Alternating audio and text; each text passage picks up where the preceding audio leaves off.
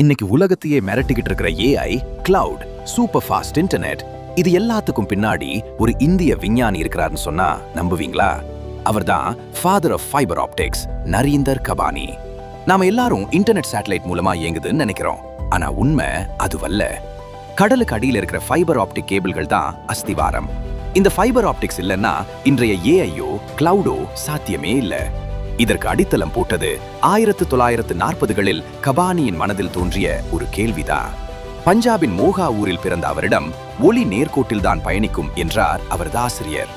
அதை மாற்றி யோசித்த கபானி, ஒளியை வளைந்த பாதையிலும் கொண்டு போக முடியாதா என்று ஆராய்ச்சியில் இறங்கினார்.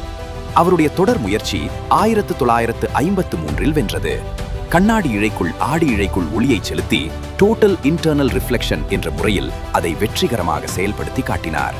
பிறகு சார்ல்ஸ் காவோ போன்ற விஞ்ஞானிகள் மிக தூய கண்ணாடி மூலமாக மிக குறைந்த சிக்னல் லாஸுடன் ஒளியை ஆயிரக்கணக்கான கிலோமீட்டர் தூரத்துக்கு அனுப்ப முடியும்னு காட்டினாங்க. இன்னைக்கு நீங்க பயன்படுத்துற வாட்ஸ்அப் மெசேஜ் முதல் சாட் ஜிபிடி கேள்விகள் வரை எல்லாமே கபானியின் ஃபைபர் ஆப்டிக்ஸ் வழியா ஒளியாகத்தான் ஓடிக்கிட்டு இருக்கு. நோபல் பரிசு இவருக்கு மறுக்கப்பட்டது இன்று வரை பெரும் விவாதமாக இருந்தாலும், இந்தியாவின் உயரிய பத்ம விபூஷன் விருதை வென்ற இந்த பஞ்சாப் மாணவனின் ஒரே ஒரு கேள்விதான் இன்று ஒட்டுமொத்த ஏஐ மற்றும் இணைய புரட்சிக்கும் அஸ்திவாரமாக அமைந்திருக்கிறது.